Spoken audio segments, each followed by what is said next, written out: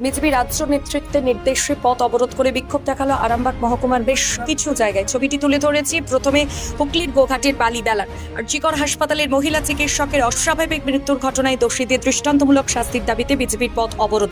নেতৃত্বে ছিলেন বিজেপি নেতা রাজু রানা সহ অন্যান্য বিজেপি কর্মীরা।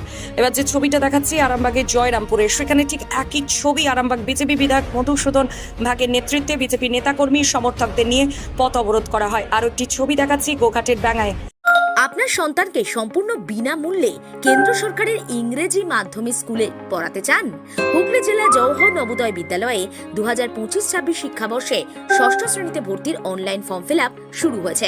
তবে হুগলি জেলায় পঞ্চম শ্রেণীতে পাঠরত ও বসবাসকারী ছাত্রছাত্রীরাই আবেদন করতে পারবে 16 সেপ্টেম্বরের মধ্যে। প্রবেশিকা পরীক্ষা 18 জানুয়ারি 2025-এ। স্ক্রিনে দেয়া ওয়েবসাইট এবং ফোন নম্বরে অবশ্যই যোগাযোগ করুন। বিজেপি নেত্রী দোলন দাসের নেতৃত্বে বিজেপি কর্মী সমর্থকদের পথ অবরোধ।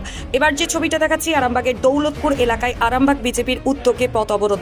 নেতৃত্বে ছিলেন যুব মোর্চার সভাপতি উপাসক দে, বিশ্বজিৎ মণ্ডল সহ অন্যান্য বিজেপি নেতাকর্মী সমর্থকরা। পথ অবরোধ ও বিক্ষোভ কর্মসূচিতে বিজেপি নেতাকর্মী সমর্থকরা স্লোগান দেয় মুখ্যমন্ত্রীর পদত্যাগ চাই, দফা 1 দাবি 1। পরশুরাতেও সেই একই ছবি বিমান ঘোষের নেতৃত্বে পথ অবরোধ। এ বিষয়ে আর কি জানা যাচ্ছে বিস্তারিত রইল আপনাদের জন্য, দেখতে থাকুন নিউজ বাংলাদেশ। আজকের এই যে পথ অবরোধ কি বলবেন? ওটা পশ্চিমবঙ্গের যত বিজেপির মণ্ডল আছে 1343টা মণ্ডল, সব মণ্ডলে আজকে আরজিকর কাণ্ডের প্রতিবাদে রাস্তা জ্যাম, চাকা জ্যাম করে আমাদের প্রতীকী যে কর্মসূচি 12টা থেকে 2টো সেটা পালন হলো। পরশুরও 2 নম্বর মণ্ডল সোদপুরেতে হলো, সেই কর্মসূচি আমি উপস্থিত ছিলাম। এছাড়া আরামবাগ সাংগঠনিক জেলার 31টা যে মণ্ডল আছে 31টা মণ্ডলে এই কর্মসূচি পালন হচ্ছে। তো আগামী দিনে আন্দোলনের তীব্রতা আরও বাড়বে। আমরা ব্লকে দিয়েছি, ব্লকে আন্দোলন করেছি, এসডি অফিস করেছি, ডিএম করেছি, স্বাস্থ্য ভবন করেছি। কলকাতায় এখনও ধর্না চলছে। আমরা ওমেন্স কমিশন যে আমাদের কলকাতায় আছে সেখানে আমরা বিক্ষোভ দেখানোর জন্য কর্মসূচি নিয়েছি। আজকে এটা মণ্ডলে মণ্ডলে চাকা জ্যাম কর্মসূচি হলো। আগামী দিনে কিন্তু আন্দোলনের তীব্রতা আরও বাড়বে। সন্দীপ ঘোষের ঘনিষ্ঠ যারা রয়েছে তাদের বাড়িতে বাড়িতে দেখা যাচ্ছে আজকে সকাল থেকে ইডি হানা দিয়েছে।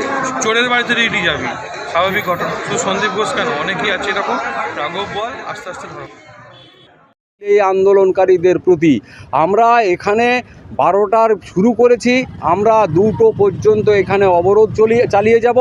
আমরা চাইছি যেহেতু স্বাস্থ্যমন্ত্রী মুখ্যমন্ত্রী মমতা বন্দ্যোপাধ্যায়, যেহেতু স্বরাষ্ট্রমন্ত্রী মুখ্যমন্ত্রী মমতা বন্দ্যোপাধ্যায়, তার নির্দেশ ছাড়া পশ্চিমবঙ্গে স্বাস্থ্য দপ্তর কোনো কাজ কি বলবো বলার মতো আর কিছু আছে? দিনে দিনে যে যেটা সামনে আসছে, একজন স্বাস্থ্য সচিব আমার একজন প্রমাণ লোপাট করতে, বিল্ডিংটা ভাঙতে উনি নির্দেশ দিয়েছে। ঠিক আছে, কেউ এসেছে লুঙ্গি পরে, কেউ এসেছে টুপি পরে, কেউ এসেছে হাফ প্যান্ট পরে। এই ধরনের দুষ্কৃতি রাজ মদত দিচ্ছে তৃণমূল সরকার। কেন করছে?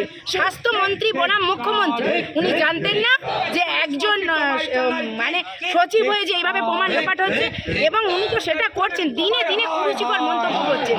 10 লাখ টাকা আমি দিতেই পারি, মহিলা শিপ বন্ধ করে দাও, আমরা মহিলা সুরক্ষা বাহিনী আনবো। উনি কি সমাজের ক্যাটাগরি ভাগ করছেন নাকি? ক্যাটাগরি চলবে না। যারা ডাক্তার হাই ক্যাটাগরি, যেমন গত বছর পুজোয় পুলিশদের টেস্ট করেছিল না, সিভিক পাবে 1200 টাকা, এসআই পাবে 700 টাকা, এরকম কি একটা ক্যাটাগরি ভাগ করেছিল না? ঠিক ক্যাটাগরি ভাগ করতে চাইছে বর্ষা, এরকম ক্যাটাগরি। আপনারা দেখেছেন যে গত কয়েকদিন আগে এই আরজিকরের মতো বুকে একটা হসপিটালেতে, সেখানেতে আমাদের একজন বোন, সেই বোনকে রাতের অন্ধকারে কিছু দুষ্কৃতী গুন্ডা যারা তাকে ধর্ষণ করে রেপ করে তাকে খুন করেছে। অবশেষে তার বিচারের দাবিতে আজকে আমরা অবরোধ করছি। আপনারা দেখেছেন কয়েকদিন আগে একটা নেংটি ধরা পড়েছে, এর পিছনে বড় বড় ধেড়েগুলো বাকি আছে। সেই ধেড়েগুলো যাতে ধরা পড়ে, যাতে পশ্চিমবাংলার নারীরা সুরক্ষিত থাকে, মহিলারা সুরক্ষিত থাকে, মহিলাদের ইয়ের দাবিতে আজকে আমাদের এইখানে অবস্থান বিক্ষোভ চলছে। নারীদের সুরক্ষা ফিরে আসুক, পশ্চিমবাংলার সুনাগরিক সুচিন্তন গঠন হোক, আরজিকরের যে দোষী আছে সেই দোষীগুলো তারা ধরা পড়ুক, তার দাবিতে আমাদের প্রতিবাদ চলছে। এই আন্দোলন চলবে যতদিন না পর্যন্ত ধরা পড়ছে। আমাদের আন্দোলন আরো বৃহত্তর করবো আমরা। আমার নাম রাজু রানা, মন্ডল সভাপতি। রাজ্যের নির্দেশ অনুযায়ী আরজি করে যে ঘটনা নৃশংসভাবে ঘটে গেছে তারই প্রতিবাদে আজকে আমাদের প্রত্যেক মণ্ডলে মণ্ডলে আজকে রাস্তা অবরোধ করা হচ্ছে। কারণ আমরা দেখেছি আরজি করে যে ঘটনা ঘটেছে সেই ঘটনা ঘটার 5 দিন পর যখন সিবিআইকে তদন্তের ভার দেওয়া হলো, সেই 5 দিনের মধ্যে সুরাহা কিছু না করে যাতে প্রমাণ লোপাট করা যায় সেই সমস্ত ঘটনার জন্য আজকে সিবিআইয়ের কিন্তু আজকে সেই দোষীদের ধরতে অনেকটা বেগ পেতে হচ্ছে। কারণ আমরা জানি সিবিআইকে পাঠানো হয়েছে কোর্টের নির্দেশে, তারা যাতে সঠিক বিচারটা করতে পারে এবং আমাদের বোন যেন ঠিক তার প্রতি যে অত্যাচার হয়েছিল সেই অত্যাচারের শাস্তি যেন প্রত্যেকে পায়, সেটা পরোক্ষভাবে যারা জড়িত আছে তারাও যেন পায়, প্রত্যক্ষভাবে যারা জড়িত আছে তারাও যেন পায়। এরই দাবিতে যতক্ষণ না আমাদের বোনটি যতক্ষণ না সুবিচার পাচ্ছে ততক্ষণ বিজেপি রাস্তায় এই বিক্ষোভ করে যাবে এবং এই লড়াই জারি থাকবে। আমরা পরিচয় উপাসক দে আরামবাগ সাংগঠনিক জেলা যুব মোর্চার সভাপতি। মালতীমাতা হাইস্কিং মিল আপনাদের জন্য নিয়ে এসেছে সম্পূর্ণ ঘরোয়া পদ্ধতিতে চাতালে শুকিয়ে তৈরি কৃষ্ণভোগ মিনিকেট, ডহর, বাঁশকাঠি, মহারাজা জিরাকাঠি ও দুধেশ্বরীর মতো উন্নত কোয়ালিটির চাল। মালতীমাতা হাইস্কিং মিলে প্রোপাইটার পবন নন্দী ও জীবন নন্দী। ঠিকানা সুপারা, চাদুর, আরামবাগ, হুগলি। যোগাযোগ নম্বর 7432074210 অথবা 8972452835।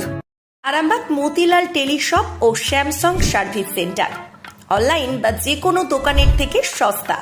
আপনাদের সকলের প্রিয় মতিলাল মোবাইল, তাই আজই আসুন। পুরানো মোবাইল সারানোর চেয়ে বেশি দামে এক্সচেঞ্জ, 0% ইন্টারেস্টে, 0 ডাউন পেমেন্ট, 0 কস্টে মোবাইল ফাইন্যান্সের সুবিধা।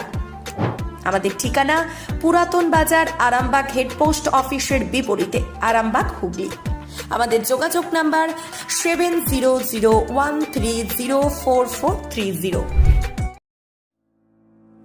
আরামবাগের রিভোল্ট বাইক শোরুম। মাত্র 20 টাকা খরচ করে ব্যাটারি চালিত বাইকে করে যেতে পারবেন 150 কিলোমিটার পথ। এই বাইকের গতিবেগ প্রতি ঘন্টায় 110 কিমি। শুনতে অবাক লাগলেও বাস্তবে সত্য, তাই দেরি না করে আজই চলে আসুন। কেনাকাটার উপর থাকছে আকর্ষণীয় উপহার ও ইএমআই এর সুবিধা। ঠিকানা রিভোল্ট শোরুম, আরামবাগ পারুল মোড়, হুগলি। যোগাযোগ নাম্বার 7585822578।